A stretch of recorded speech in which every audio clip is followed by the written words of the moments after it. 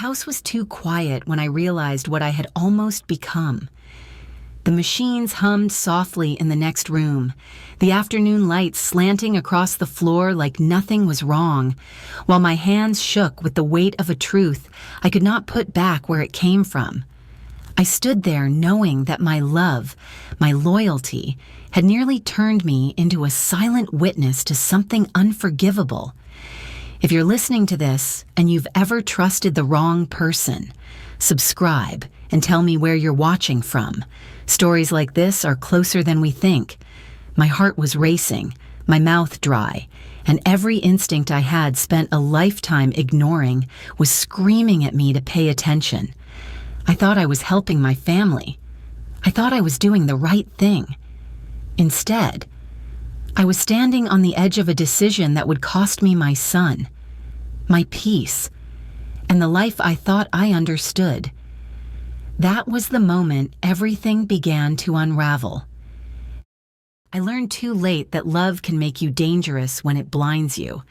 I trusted my son without question, and that trust almost turned me into a witness for something unforgivable. I am 67 years old, and for most of my life I believed being a good mother meant staying loyal no matter what.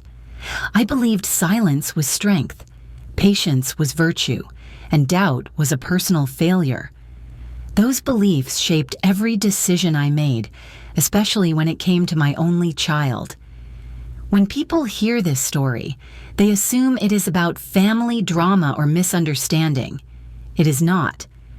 What happened forced me to face the fact that my devotion nearly placed me on the wrong side of a moral line I never imagined crossing.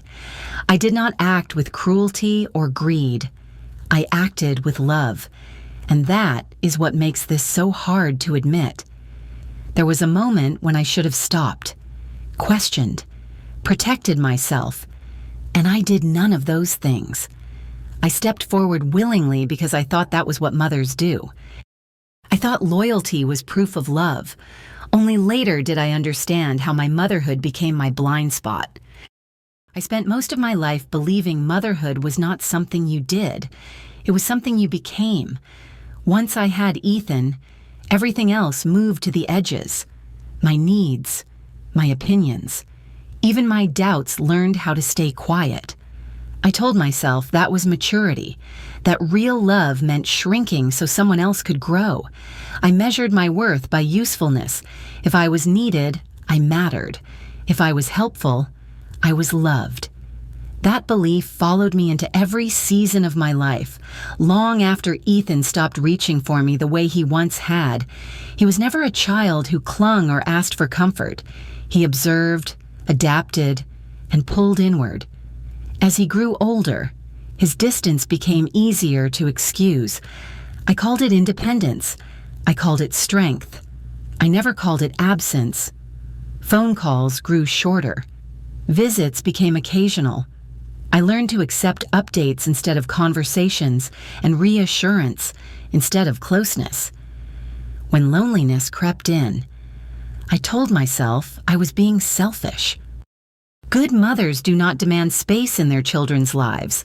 They wait quietly and stay grateful for whatever is offered. When Ethan married Melissa, that quiet waiting became my permanent position. She was polite, organized, and emotionally sealed. There was no hostility, just a constant sense of being unnecessary. I adapted again, because that is what I had always done. Over time, love and silence blended together. I stopped questioning because questioning felt like failure. I stopped listening to my instincts because loyalty felt safer. By the time my phone rang that morning, I was more than ready to feel useful again. I did not realize that need would arrive disguised as urgency, framed as family duty, and pull me forward before I understood how completely it would change everything for me. I remember the morning clearly because nothing about it felt important. It was an ordinary weekday, the kind that passes without leaving a mark. I was in my kitchen, moving slowly, when my phone rang and Ethan's name appeared.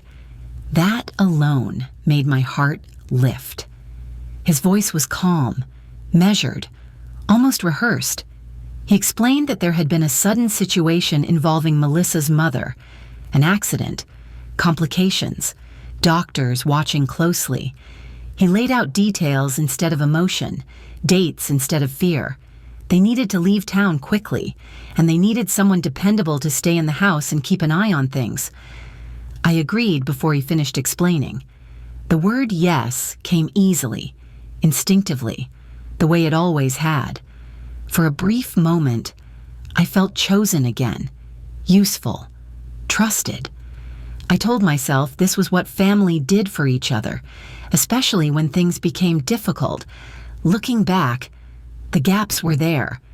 There was no panic in his voice, no worry that spilled over. He spoke as if he had already solved the problem and simply needed me to fill a role. I noticed it, felt a small tightening in my chest, and ignored it just as quickly. I told myself emergencies rarely sound the way we expect them to. I told myself not to overthink, not to question my own child. By the time the call ended, my plans were canceled, my bag was half-packed, and my doubts were neatly folded away. That call opened the door completely. I arrived at the house just after noon, pulling into a neighborhood that looked like it belonged in a brochure.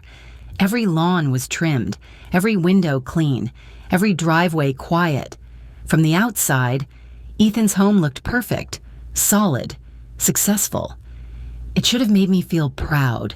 Instead, it made me feel small. The moment I stepped inside, the air felt different, not cold in temperature, but in spirit. The rooms were immaculate, carefully arranged, as if no one ever lingered long enough to leave a trace of themselves behind. There was no clutter, no warmth, no sense of life unfolding. Even my footsteps sounded too loud. Ethan moved through the space quickly, already distracted by schedules and reminders. Melissa stayed composed, polite, efficient. Everything felt managed. I was guided, not welcomed. It was clear where I was meant to stand and what I was meant to do. The guest room had been transformed into something clinical. Machines hummed softly, cords ran neatly along the walls, and a hospital bed sat in the center like a final decision already made. Melissa's mother lay there still and pale, her body arranged with care, her face calm in a way that did not feel natural. I watched her chest rise and fall and felt a tightness I could not explain. Instructions followed, times, routines, expectations. I listened and nodded, feeling more like an employee than a mother. No one asked if I was comfortable or frightened. No one lingered. When the door finally closed behind them and the house settled into silence, I realized I was alone inside a place that felt carefully designed to hide something. That quiet was heavy, deliberate, and waiting, as if the walls themselves expected me to see what had been carefully concealed from the very beginning there. I stood alone in the room for the first time, surrounded by the steady hum of machines and a silence that pressed against my ears. Nothing moved except the slow rise and fall of her chest. I told myself again that she could not hear me, could not see me, could not feel anything at all. I stepped closer to straighten the blanket that had slipped from her shoulder. It was an ordinary motion, automatic, the kind of thing you do without thinking. My fingers brushed her skin, warm and real, and in that instant everything changed. Her eyes opened, not slowly, not weakly. They opened wide and focused, locking onto mine with a clarity that sent a jolt through my entire body. My breath caught. My heart slammed so hard it made me dizzy. I stumbled back, gripping the edge of the bed to stay upright. My mind scrambled for explanations. Muscle reflex, random movement, anything that fit the story I had been given. But she was looking at me, seeing me, waiting. Fear rushed in fast and sharp. If she was awake, then everything I believed about this house was wrong. Every instruction, every reassurance, every quiet detail collapsed at once. I realized then that the calm, clinical story I had accepted was a lie, not a misunderstanding, not a mistake, a lie that required silence to survive. Standing there, I knew the truth was about to surface, and nothing in my life would ever feel safe again. She did not waste time pretending this was a miracle or a misunderstanding. Her awareness was controlled, deliberate, as if she had been waiting for someone safe enough to see her. What she shared came out quietly, but every detail landed with weight. She had not been unconscious. She had been chemically silenced, her body forced into stillness while her mind remained awake.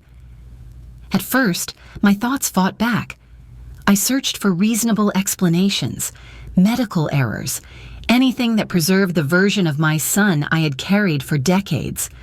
But the pieces fit together too cleanly to ignore. The injections, the timing, the way no one ever expected her to respond. She explained how control of her finances had been taken while she was unable to object. Documents prepared in advance. Authority transferred with practice signatures that were not her own. Small withdrawals at first, then larger ones.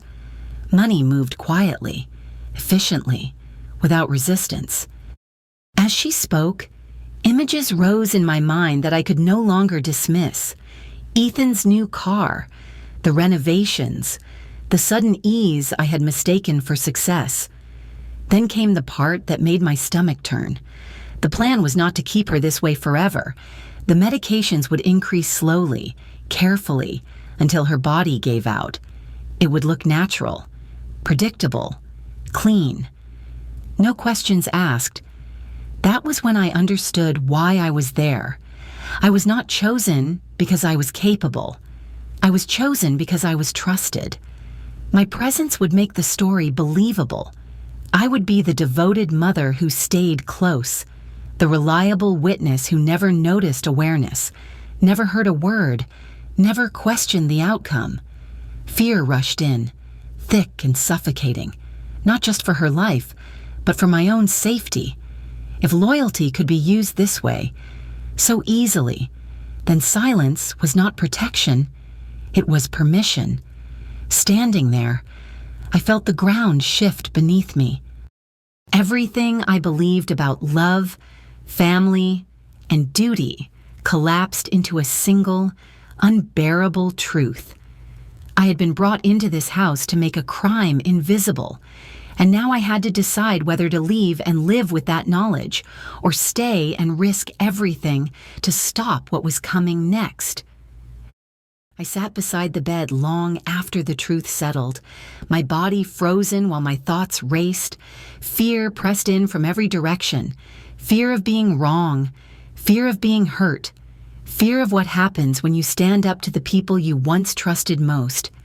Leaving felt like the safest option.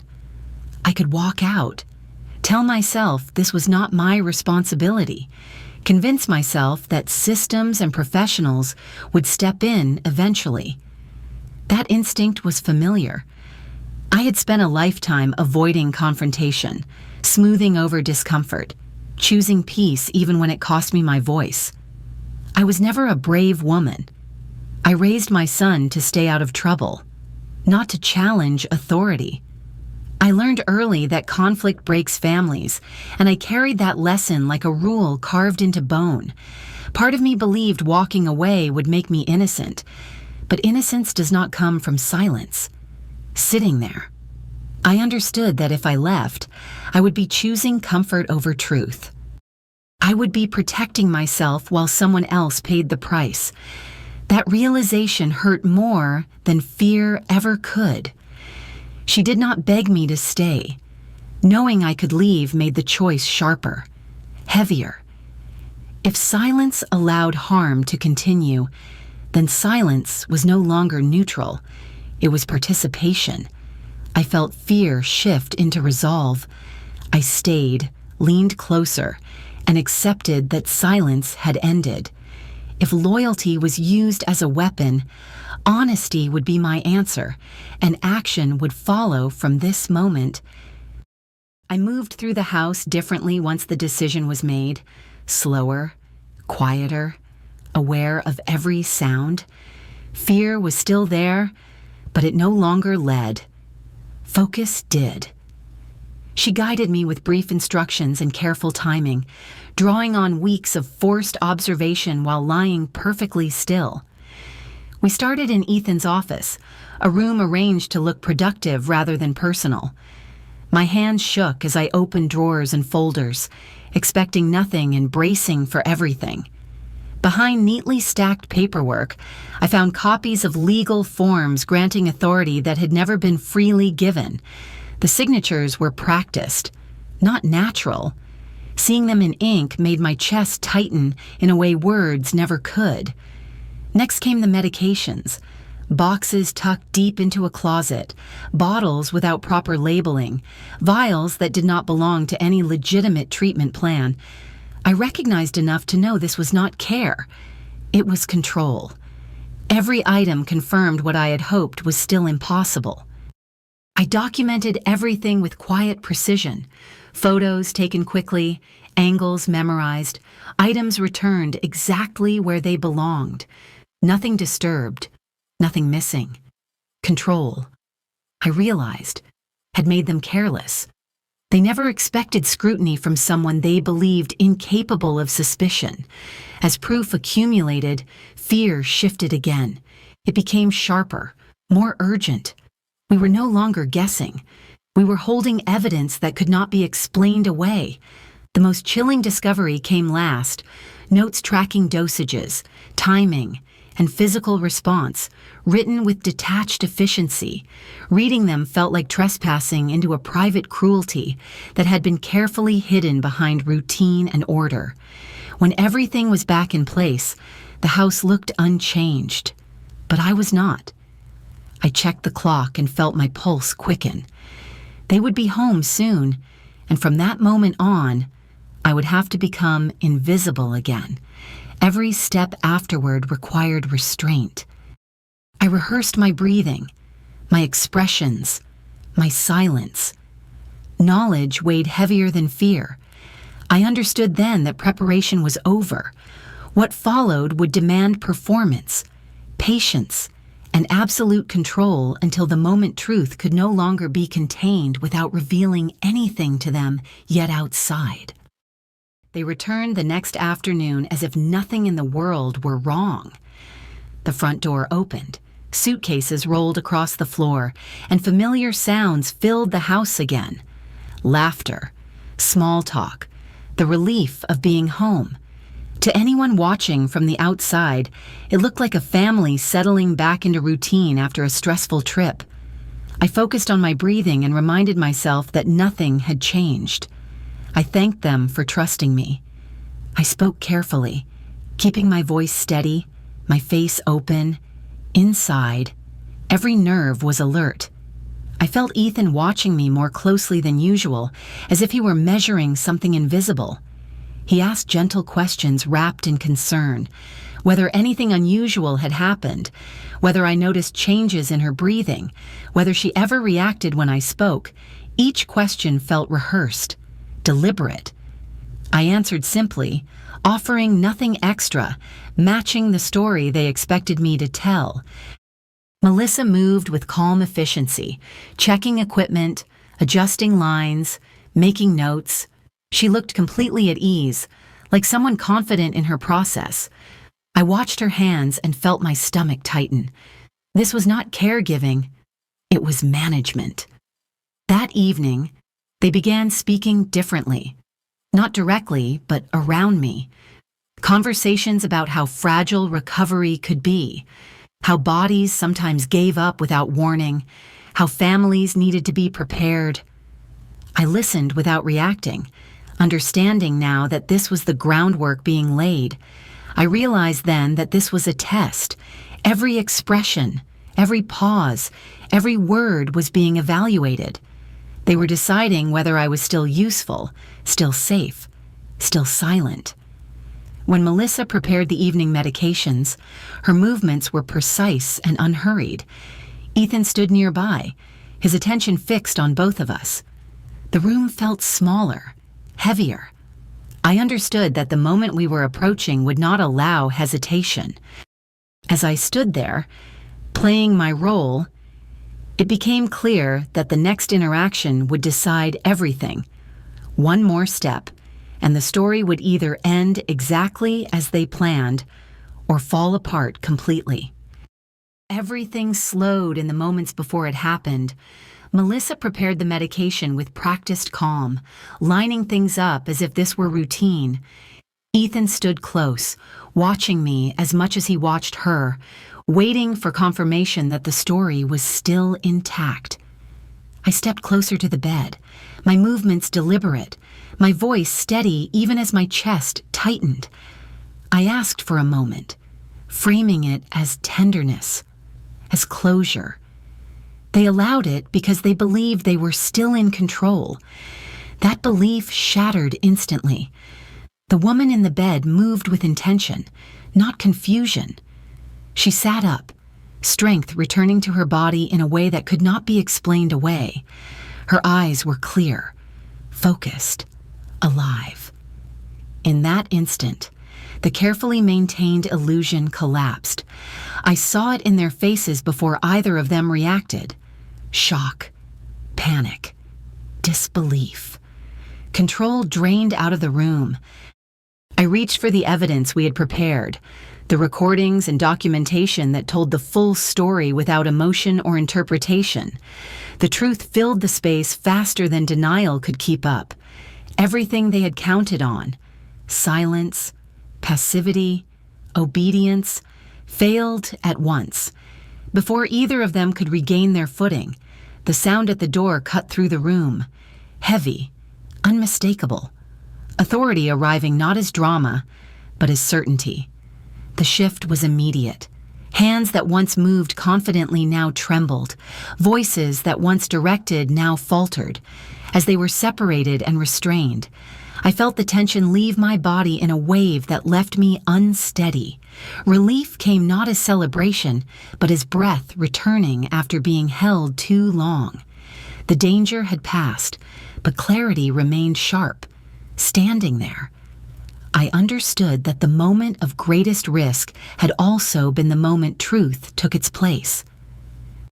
What followed would be painful, complicated, and permanent. But the immediate threat was gone. The story they planned ended there. The consequences were just beginning. Justice arrived quietly, without ceremony. Ethan and Melissa were taken away separately, their confidence stripped down to procedure and paperwork. The charges came later, read in careful language that felt almost too small for what had nearly happened. Financial exploitation, abuse, conspiracy. Words that carried weight but no comfort. What was taken was returned. Accounts were frozen. Control restored. Documents corrected. On paper. Balance was reestablished. Systems worked the way they were supposed to. From the outside, it looked like resolution. Inside, nothing felt resolved. My son was still alive, still breathing somewhere in the world, but the person I thought I knew no longer existed. There was no goodbye, no final conversation that offered understanding or apology. Just the quiet knowledge that a line had been crossed and could never be uncrossed. I grieved without rituals. There was no funeral for the boy I raised, no place to lay flowers for the trust I lost. The absence was abstract and constant, heavier than I expected. I mourned someone who was still here, but unreachable in every way that mattered. I had chosen truth, and truth had demanded a price. Doing the right thing did not spare me from pain. It required me to carry it fully, without pretending otherwise. In the days that followed, life slowed. Silence returned. But this time it felt different. Not dangerous, not deceptive, just empty, waiting. I did not feel proud. I felt clear. And in that clarity, I understood that healing would not come quickly or easily, but it was the only path left open to me now. Time moved differently after everything ended. Days passed without urgency, marked by small, ordinary moments that felt unfamiliar after so much fear. Her strength returned slowly. Each week she needed less help, her voice steadier, her presence filling the room again instead of being confined to a bed. We spent hours together in quiet companionship, sometimes talking, often not. There was comfort in shared silence, in knowing no explanations were required. We had both survived being reduced to roles others assigned us, and we understood that kind of exhaustion without having to name it. I carried my loss with me, but it softened. Not because it hurt less, but because bitterness never took root. I did not want anger to become the last thing my son left me with. I allowed myself to grieve without letting that grief define the rest of my life. What surprised me most was the clarity that followed. I had been underestimated my entire life, first by others and then by myself. Surviving this forced me to reclaim my agency quietly, without drama or applause. Healing, I learned, is not forgetting. It is choosing truth, self-respect, and honesty every day, even when those choices. I used to believe love meant staying quiet, protecting family at any cost. What this experience taught me is that silence is not loyalty when it protects harm. Truth is heavier than comfort, but it is also the only thing that allows you to live without carrying someone else's darkness. If something in your life feels wrong, pay attention to that feeling. Do not ignore it just to keep the peace. Courage is not loud or dramatic. Sometimes it is simply choosing not to look away. Thank you for listening to my story and for holding space for it. If any part of this resonated with you, I would love to hear your thoughts. Have you ever faced a moment where truth and comfort were in conflict? Feel free to share your experience in the comments. Your presence here matters more than you know, and I appreciate every moment you gave.